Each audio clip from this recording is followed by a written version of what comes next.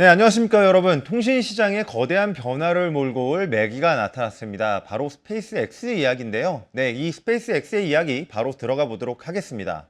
네, 어떤 얘기냐라고 하면 바로 스페이스X가 2025년 9월 별로 안 됐습니다. 전일에 위성통신 기업인 에코스타로부터 170억 달러의 S대역 주파수를 확보했다는 소식입니다. 이 스페이스X는 사실 위성을 쏘아 올리고 스타링크라는 것을 통해서 광대역 인터넷 서비스를 하고 있었죠. 근데 이제는 스마트폰에도 직접 연결할 수 있는 이 D2C 서비스를 할 수 있는 그 주파수를 확보했다라는 소식입니다. 사실 이 소식 하나만으로도 이 전 세계 통신 시장에 큰 영향을 미쳤는데요. 네, 바로 이 소식이 이어진 이후에 주가 모습들을 보도록 하겠습니다. 네, 이 스페이스X의 행보는 곧바로 시장에 충격을 주었죠. 주식시장에서 바로 반영이 나타났는데요. 첫날 사실 버라이존과 이 AT&T의 주가를 보면 장중에 마이너스 3에서 4% 가까이 밀리는 모습이 나타나기도 했습니다. 그리고 사실은 가장 큰 피해를 입은 업체는 MDA 스페이스라고 하는 캐나다에 상장되어 있는 기업인데요. 이들은 에코스타와 저궤도 위성을 개발하기로 계약을 맺었던 회사입니다. 하지만 이 계약이 파기가 되면서 당일에 무려 마이너스 25%에 달하는 주가 하락을 맞기도 했습니다. 그리고 이 스페이스X가 D2C 주파수를 확보함에 따라 이 D2C 시장에서 경쟁을 할 것으로 예상이 되고 있는 AST 스페이스 모바일 같은 경우에도 지금 2거래 연속으로 주가가 매우 큰 폭으로 하락한 것을 확인할 수가 있습니다. 이런 주가의 급락은 시장의 우려를 그대로 보여주는 계기다라고도 알 수가 있을 것 같은데요. 이 스페이스X의 등장이 향후에는 또 어떤 영향을 미칠지 저희가 좀 더 지켜볼 필요도 있을 것 같습니다. 그렇다라고 하면 왜 이번 스페이스X가 이런 주파수 매입에 막대한 돈을 쏟아붓고 그게 이만큼 영향을 미칠 수 있었을까요?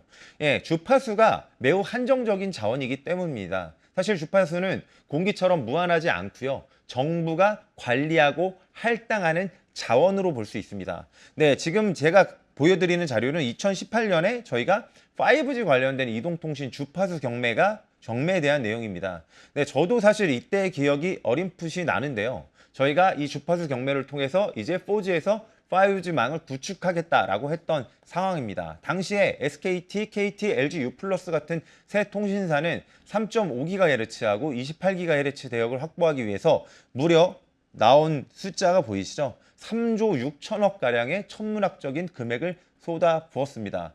이 주파수를 확보하는 게 통신 사업에 얼마나 중요한 이슈인지를 저희가 확인할 수 있었던 일이고 스페이스X가 왜 이번 주파수 확보에 이렇게 돈을 썼는지를 알 수가 있는 계기라고 보시면 될 것 같습니다. 간략하게 그래도 주파수 자원의 특징을 한번 짚어보고 넘어가도록 하겠습니다. 사실 모든 주파수가 같은 특징을 갖는 것이 아닙니다. 이 주파수 대역에 따라서 특징의 용도가 명확하게 나뉘는데요. 일종의 저주파라고 할 수 있는 이 L과 S밴드 같은 경우에는 전파의 도달 거리가 길고 기후의 영향이 적기 때문에 GPS나 위성통신 또는 모바일 통신 같은 것들에 주로 사용되는 게 이 S밴드, L밴드의 주파수 대역대라고 보시면 될 것 같습니다. 그러면 이 Q부터 카밴드, 그 다음에 QV밴드, E밴드는 주로 어디서 사용이 되냐? 이 고주파 대역은 전파 도달 거리가 좀 짧기는 하지만 더 넓은 대역폭, 보시면 대역폭이 상대적으로 넓다는 것을 확인할 수가 있죠.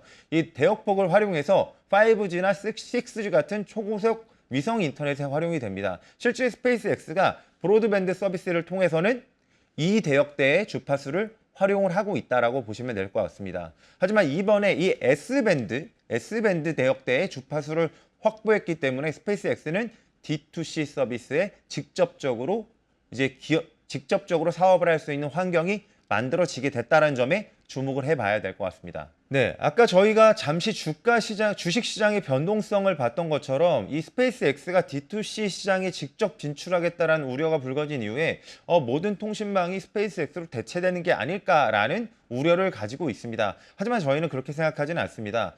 몇 가지 이유를 들어서 설명을 드리려고 하는데 첫 번째는 속도와 지연 시간의 차이 때문입니다. 사실 위성통신망의 장점은 매우 커버리지 범위가 넓다라는 점입니다. 그리고 시골이나 원격 통신에서도 분명히 우위를 가지고 있죠. 하지만 문제가 뭐냐라고 하면 상대적으로 5G망과 비교했을 때 지연 시간이 높고요. 그리고 다운로드 속도가 작다라는 겁니다. 사실 여기서 보이는 것처럼 50에서 200mbps 정도면 충분한 거 아니냐라고 생각을 하실 수가 있겠지만 사실 이건 이론적인 속도고요. 실질적으로는 여러 가지 이유로 이거보다는 훨씬 더 낮은 다운로드 속도를 가지게 됩니다. 실제 지금 실증된 이런 D2C 위성을 사용한 모바일 통신의 같은 경우 다운로드에 한 5mbps 정도, 5메가 정도인 거죠. 그 정도의 속도로 다운로드를 받을 수 있다고 하는데 사실 5G망을 보시면 지금 접속이 굉장히 잘 되는 지역에 한해서는 1GBps 이상으로도 굉장히 빠른 속도로 서비스가 진행이 되고 있다는 거죠. 그리고 도심 지역에 사실 사람들이 많이 살기 때문에 기업이 비즈니스를 하는 데 있어서는 당연히 도심 지역의 서비스가 좋아야 되거든요. 두 번째 문제가 생기게 됩니다. 바로 뭐냐라고 하면 이 위성빔의 용량 포화 현상이 생기게 됩니다. 이 용량 포화, 빔 용량 포화 현상이 뭐냐라고 하면 사실 아까 전에 제가 도심 지역에 사람이 많이 산다라는 말씀을 좀 드렸죠.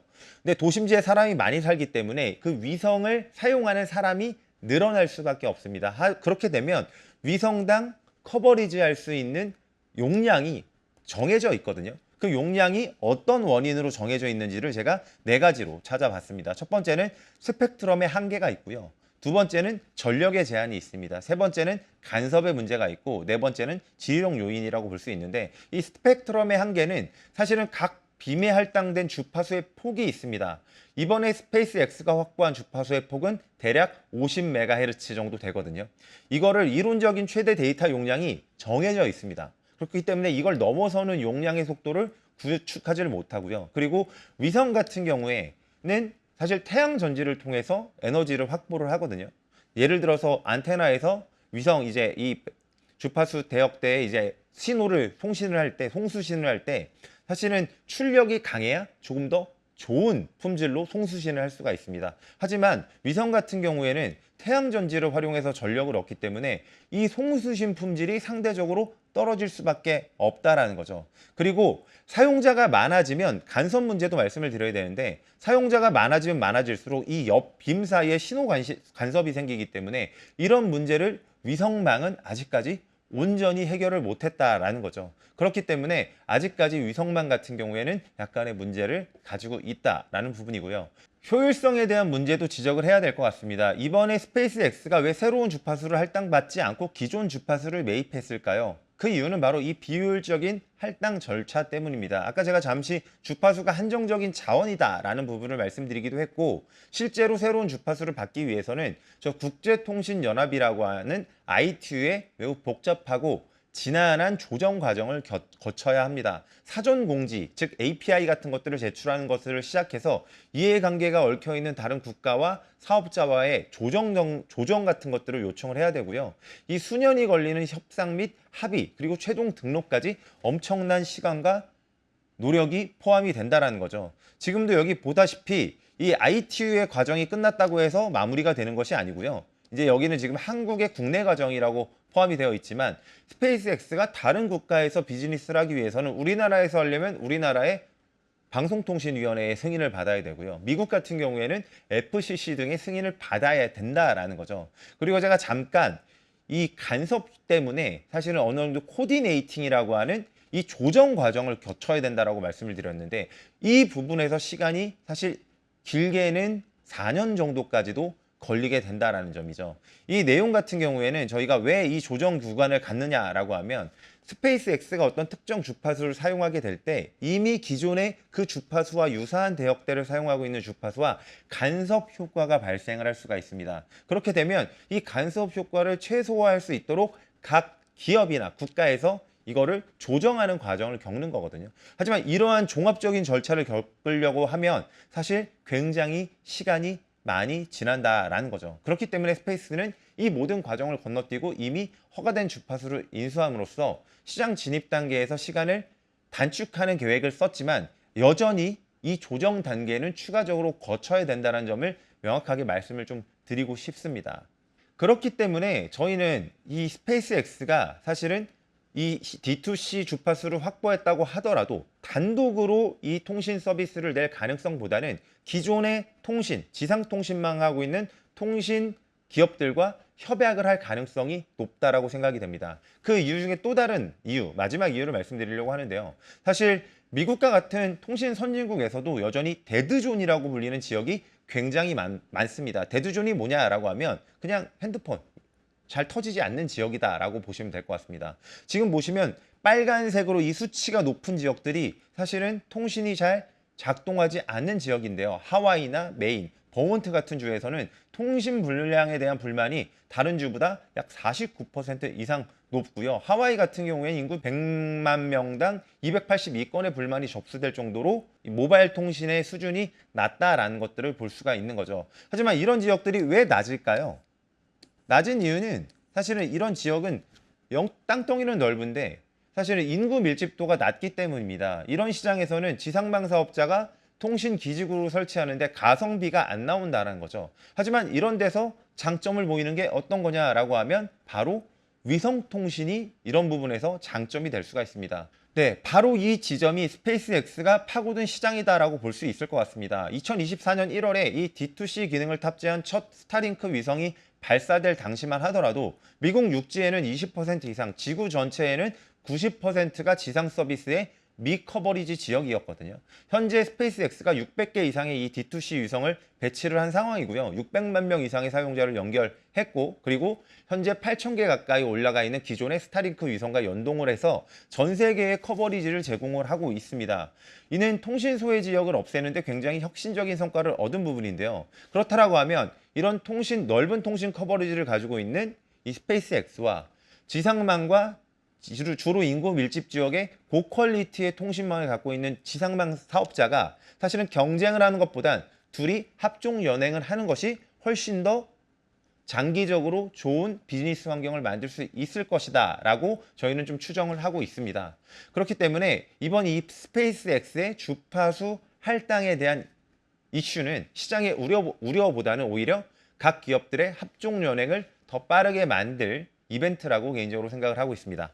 스페이스X가 이 D2C 시장에 직접적으로 진입할 수 있는 주파수를 확보하게 되면서 사실 시장의 경쟁자들은 스페이스X를 단순한 경쟁자로 보고 있는 듯도 합니다. 하지만 저는 경쟁자보다는 이들도 시선을 바꿔야 된다고 생각을 합니다. 왜냐하면 위성망 사업자가 가지고 있는 장점과 지상망 사업자가 가지고 있는 장점이 명확하게 다르다는 것을 저희가 앞선 자료를 통해서 확인할 수가 있었죠.